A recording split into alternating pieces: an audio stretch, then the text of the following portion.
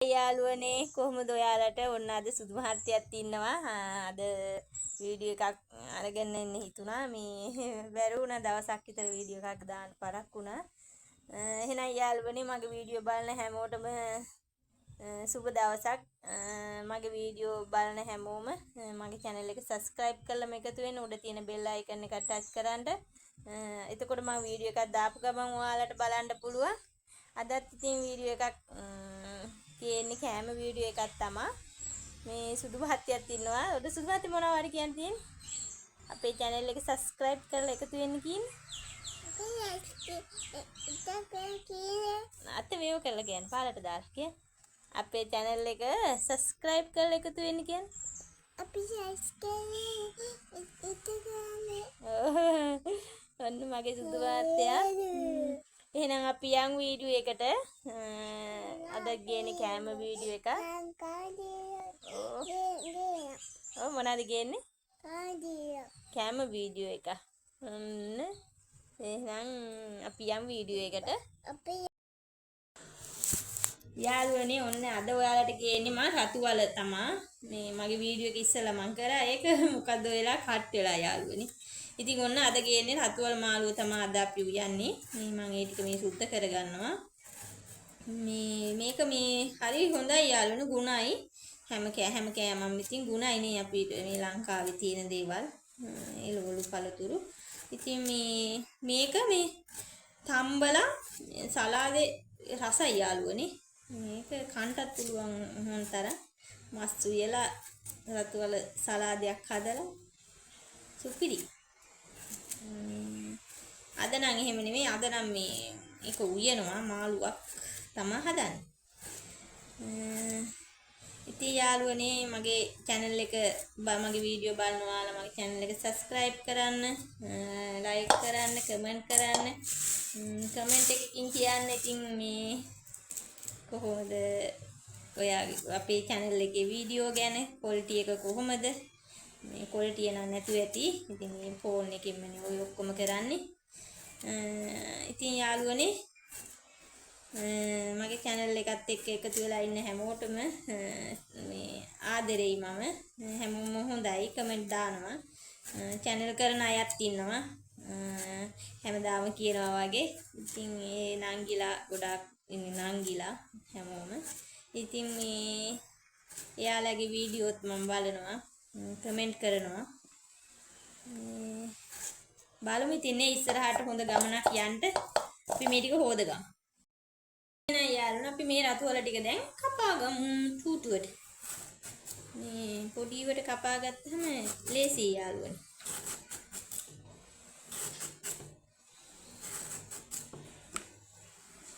පිහිය ටිකක් කැපෙනවා මදි මෙහෙම මේ පොඩිවට ලියාගෙන ජහාට සැම්බෙනවා යාළුවනේ පොල් දාලා දිය කිරි දාලා ඉපේ තියා ගන්න ඕනේ යාළුවනේ දැන් මට පොඩි අදහසක් පහළ වෙලා තියෙනවා මේ දැන් තියෙන ආර්ථිකෙත් එක්ක channel එකක් කරනවා මම රටේ යන්න අවුරුදු දෙකකට ඉතින් මගේ සුදු මහත්තයා දාලා යන්නේක තමයි දුකම අපිට මේ තියෙන පොඩි වැඩ ටිකක් ගේ හදාගන්න මේවා ඉතින් යන්න කියලා හිතුණා ඒ වුණාට සුදු මහත්තයා නම් කියන සුද්දා දාලා යන්න අපා සුද්දා පව් කියලා මම ඔය කියනකොට රට යන්න අපා යාට තව තේරෙන්නේ නැහැ රට කියන්නේ මොකද්ද කියලා දන්නේ ඒ වුණාට එපා කියනවා මේ පව් ඉතින් මේ මොනා කරන්නද නේ ඉතින් අපිට මේ එයා ලොකු වෙනකොට එයාගේ ඉන්න ගයක් හරි හදලා තිබ්බනම් එයාගේ අනාගතේ සල්ලි මුදල් නම් දැයි ළමයි හොයාගයි යාළුවනේ. ඒනොට ඉන්න තැනක් හරියට හදලා තිබ්බනම් එයාට නේද? ඒ හින්දා මේ හිතෙනවා මේ බලමු මේක තාම ස්ථිර නෑ. මොකද්ද කියන්නේ තේරෙන්නේ නෑ මට මේ දරුවා දාලා යන්න හරි දුකයි හිතට වේදනයි. මොනවා කරත් ඉතින් දරුවන්ට අම්මා ඕනනේ නේ. අම්මා නැතුව මේ මානසික වැටේ කියලාත් මේ බය හිතෙනවා මුක්කු ගෙනාවේ නෑ මුරුක්කු නෑ.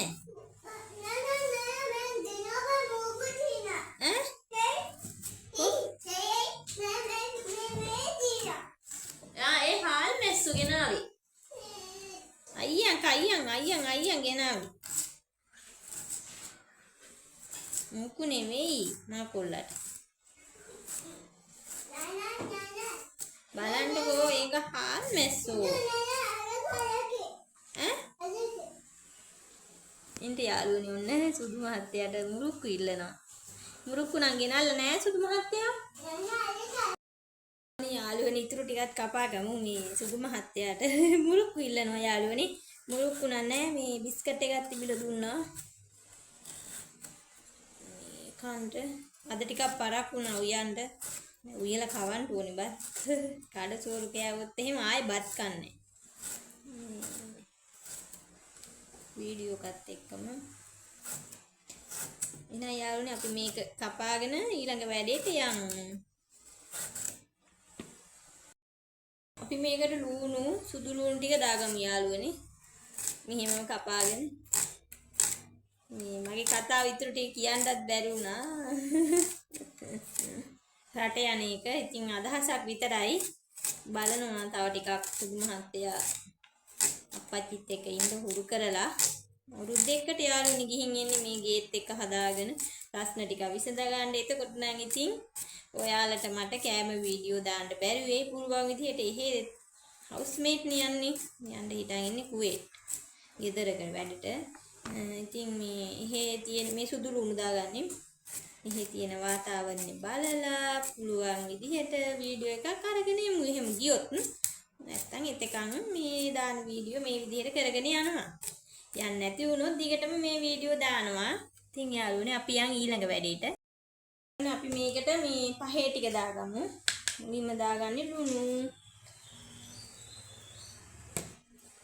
ඊට පස්සේ තුණු පහ කුඩු.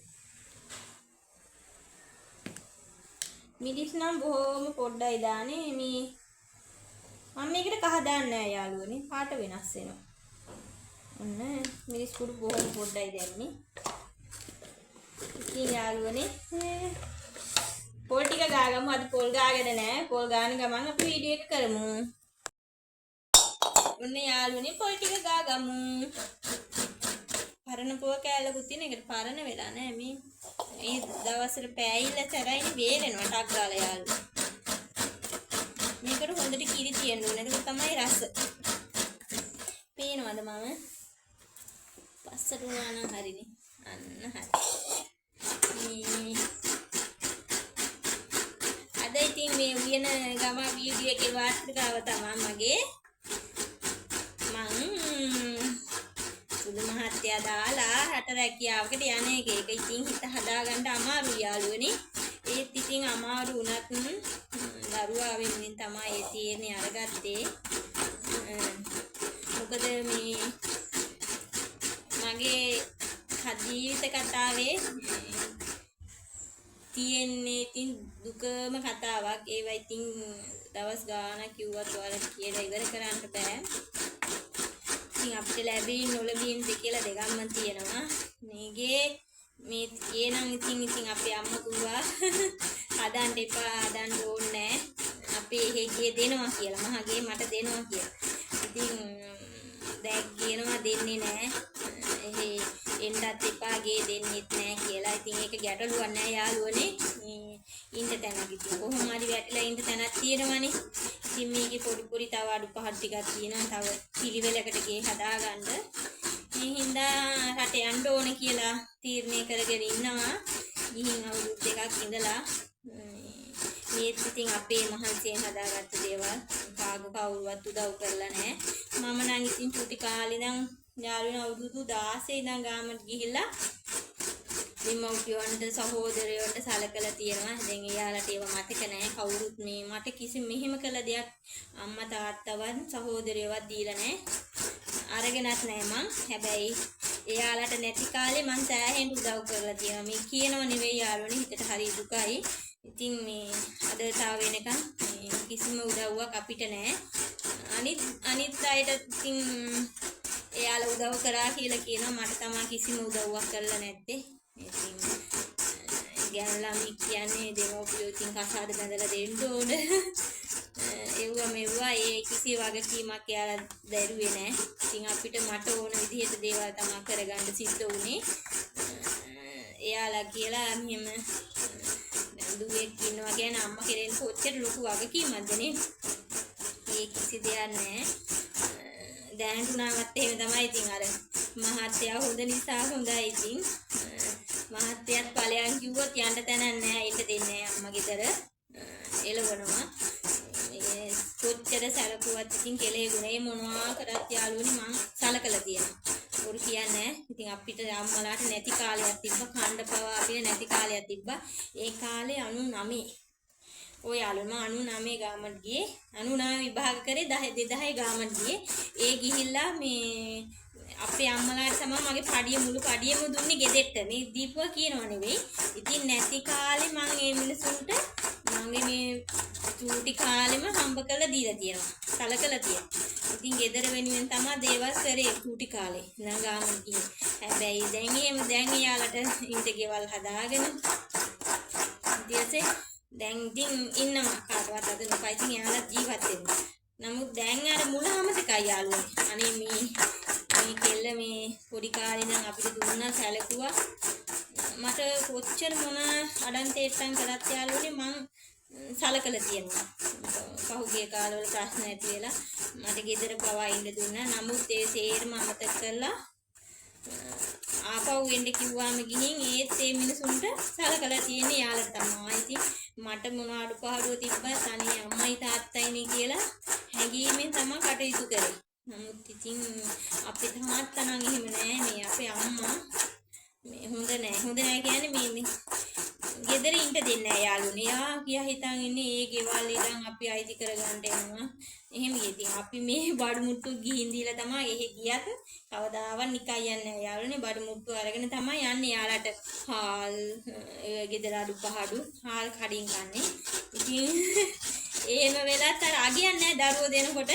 දැන් ඔය අපි මෙහි කුඹුර වී එහෙම මේ අයියලාට තියෙනවා. එතකොට වී පිටියක් ඉතින් අඹලා ගිහින් දෙනවා. මේ මිනිස්සු මේ කඩෙන්නේ කන්නේ. ඉතින් අපිට අඩුපාඩු තියෙද්දි තමයි අපි මේ දේවල් කරන්නේ.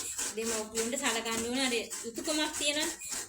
අපි එහෙම ගිහින් දෙනකොට දැන් ඒ ගමේ කවුරු හරි මේ හාල් කිලෝ එකක් ගෙනත් දුන්නොත් වී මිටියක් අඹලා ගෙනත් දුන්නා කියලා අපේ අම්මා කියන්නේ. ඉතින් මම තාත්තගෙන් අහනවා තාත්තා මේ අර කට්ටිය වී මිටියක් ගෙනත් දුන්නද අම්මා කියන්නේ කියලා. පිස්සුද ආ කිලෝ 3-4ක් ගෙනත් දුන්නා. ඔහොම කියනවා යාළුවනේ. තාත්තා අපේ අම්මා හරියට බොරු කියනවා. ඒ කියන්නේ දරුවෝ කොච්චර සන්තෝෂ වෙනවද දරුවෝ මොනවා හරි දෙනකොට දෙන දේම අපි හරි සන්තෝෂයිනේ.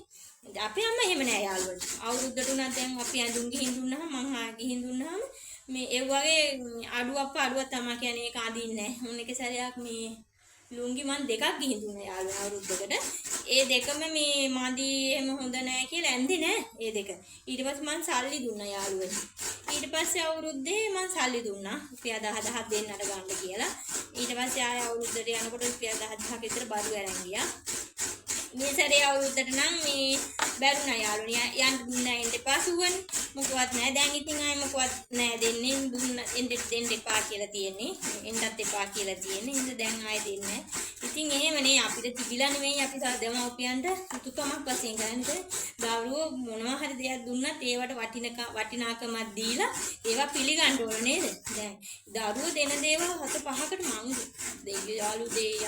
යාළුනේ කියන්නේ ඔය කියලා වැඩන්න මිල මුදල් වලින්ද හැම අතින්ම උදව් කරලා තියෙනවා.